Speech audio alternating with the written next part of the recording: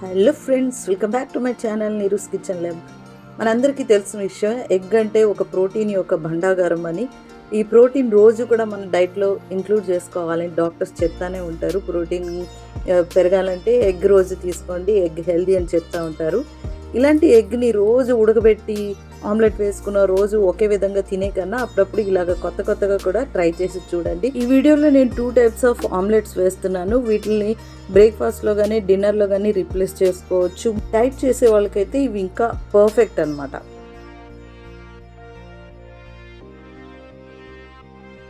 ముందుగా ఒక బౌల్ తీసుకుని ఆ బౌల్లోకి మనం 2 ఎగ్స్ కొట్టుకుని వేసుకోవాలన్నమాట.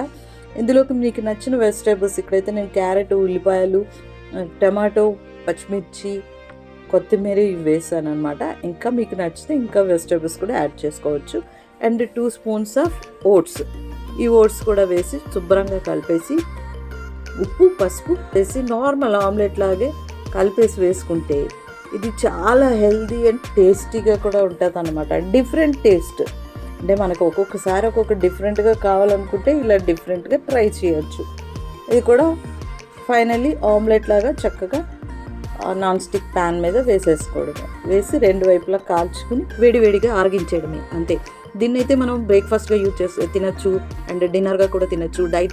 డైట్లో ఉన్న వాళ్ళైతే ఇది సరిగ్గా ఒక ఆమ్లెట్ వేసుకుంటే మనకి కడుపు ఫుల్గా అయిపోతుంది. ఎందుకంటే ఇందులో అన్నీ ఉన్నాయి, ఫైబర్ ఉంది, ప్రోటీన్ ఉంది అండ్ కార్బ్స్ కూడా ఉన్నాయి మనకి. అందుకే దీన్ని బ్రేక్ఫాస్ట్ కానీ డిన్నర్ కానీ కూడా యూజ్ చేసుకోవచ్చు అనమాట.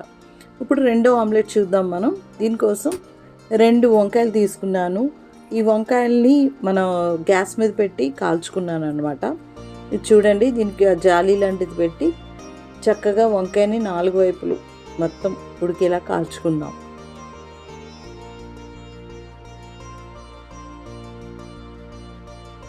వంకాయని తిప్పుతూ కాల్చండి, మాడిపోకుండా చూసుకోండి. తర్వాత వంకాయ కొద్దిగా చల్లారిన తర్వాత చేతికి తడి చేసుకుని అలా వంకాయ మీద నల్లగా ఏర్పడిన తొక్కని అంతటిని తీసేసుకుని శుభ్రంగా నీళ్ళల్లోనే కడిగేసుకుంటే అది ఆ నలుపుదనం అనేది ఉండదు అండ్ చేదు కూడా రాదనమాట. ఆ నలుపు ఉంటే చేదు వస్తుంది. ఈ వంకాయని చక్కగా మ్యాష్ చేసుకుందాం. ఇప్పుడు మ్యాష్ చేసుకుని ఇందులో కూడా అన్ని వెజ్జెస్ మీ ఇష్టం, మీకు ఏం కావాలంటే అవి వేసుకోవచ్చు. ఇక్కడైతే నేను ఉల్లిపాయ, పచ్చిమిర్చి, అల్లం ముక్కలు, కొత్తిమీర అండ్ టమాటో ముక్కలు ఇవన్నీ యాడ్ చేసుకున్నాను. వీటిలో ఉప్పు, పసుపు, కారం, గరం మసాలా, ఇంకా ఒక కోడిగుడ్డు కూడా వేసుకొని అన్నీ మొత్తం కలిపేసుకున్నాను. ఆమ్లెట్ లాగే కలుపుకొని దీనికి మట్టుకు ఒక చిన్న గిన్నె తీసుకోవాలి. పెద్ద దోశ ప్యానం కానీ అలాంటివి కాదు, చిన్నగా ఉన్న ప్యాన్ ఒకటి తీసుకొని చక్కగా దాన్ని ఆయిల్తో గ్రీజ్ చేసి అందులో వేసి కొద్దిగా థిక్గా వస్తుంది. ఇది పల్చగా వేయకూడదు, పల్చగా అయితే విరిగిపోతుంది. అందుకే థిక్గా వేసుకోవాలి.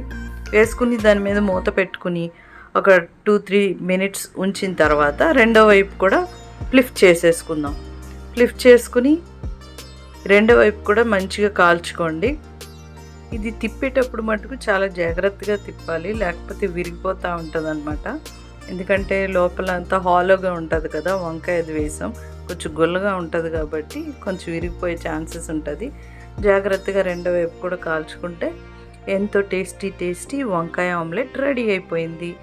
మీకు కూడా నేను చేసిన ఈ ఆమ్లెట్స్ నచ్చినట్లయితే తప్పకుండా ఒకసారి ఇంట్లో ట్రై చేయండి. వీడియో కానీ మీకు నచ్చితే ఒక లైక్ కొట్టండి, ఫ్రెండ్స్కి షేర్ చేయండి, కొత్త వాళ్ళైతే సబ్స్క్రైబ్ చేసుకోండి.